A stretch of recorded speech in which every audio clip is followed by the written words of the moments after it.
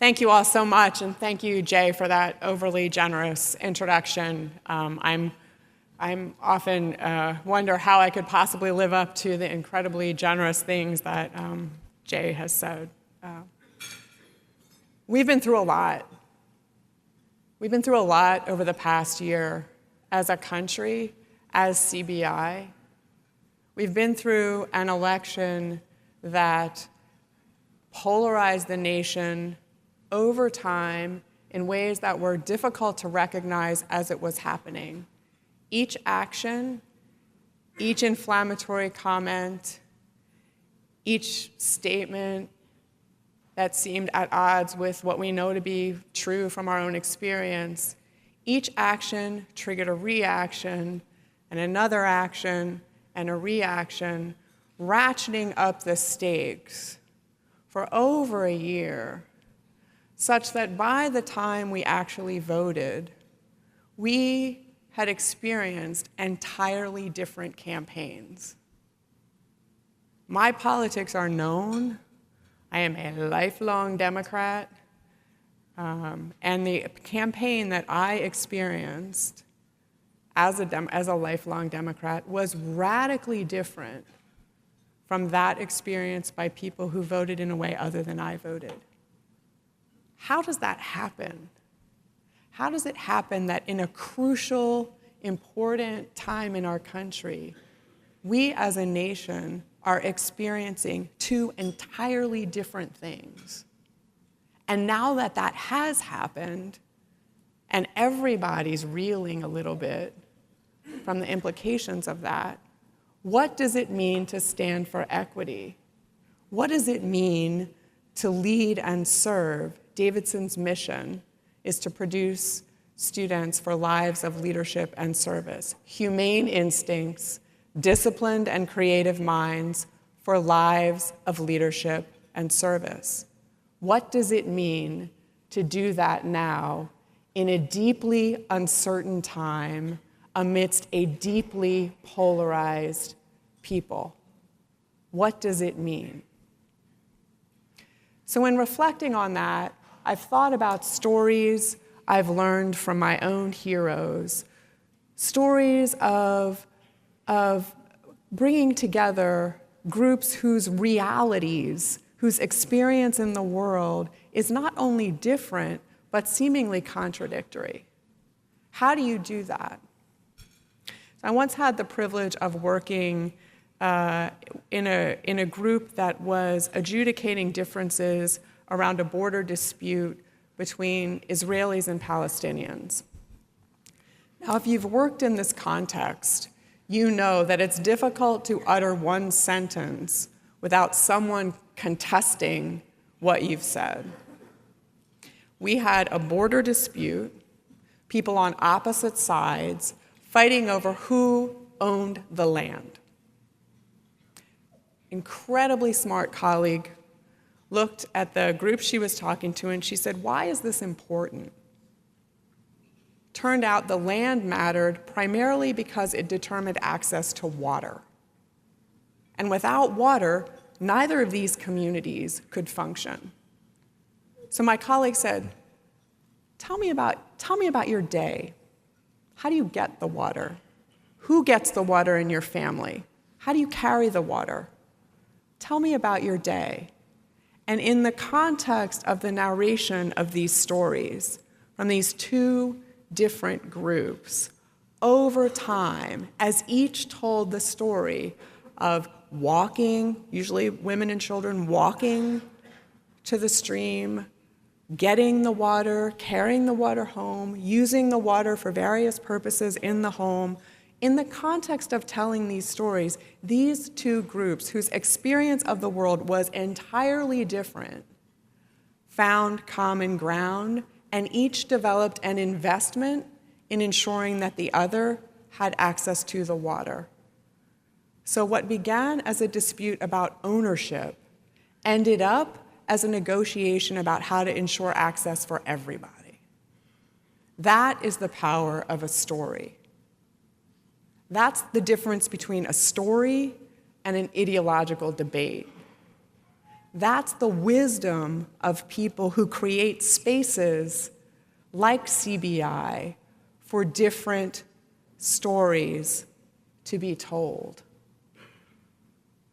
In my office just last night, I was talking to 4 students, all of whom are part of a group called QuestBridge, which is an organization that identifies very talented students from low-income backgrounds and matches them with colleges like Davidson.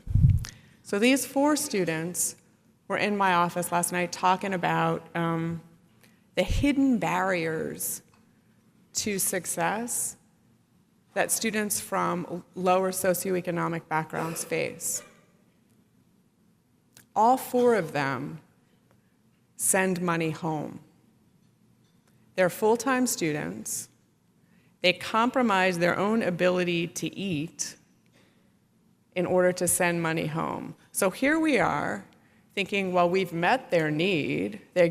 We're paying tuition and food and books, and these students are sending money home.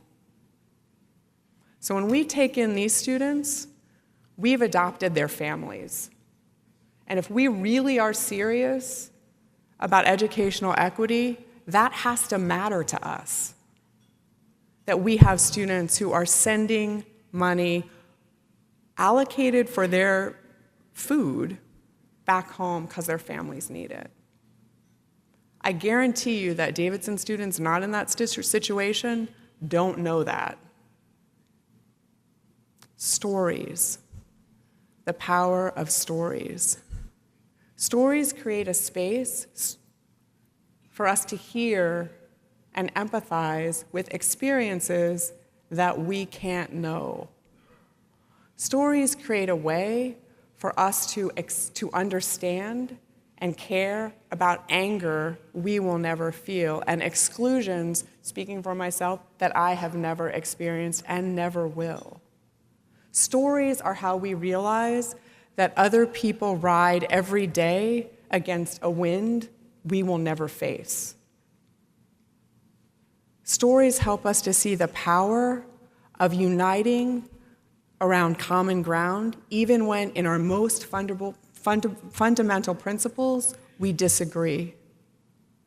When I was working in a feminist organization in Houston, we strove so hard to find common ground among people who were pro-life and people who were pro-choice. And we had debates and debates and debates around that issue. And if you've ever had one of these conversations, it never resolves. Pro-life, pro-choice, pro-life, pro-choice. Each statement ratchets up the stakes, and no one ever changes their mind. So instead, we said, why are you pro-life? Why are you pro-choice? Turns out, everybody cared about kids. Everybody cared about the well-being of children. Everybody wanted to work hard to make sure that all children had access to a quality education. In 10 minutes of not talking about the issue that divided us, we found common ground and we built a playground. The first step in adjudicating the polarizing issues that now divide us is finding a place to stand where everybody can speak. It's hard. It often means letting go of the things that matter most to you just for a second so that you can see where is the space that this person and I who do not agree on the thing we care about most, where is the space where we can both stand? Where is that space for you and me?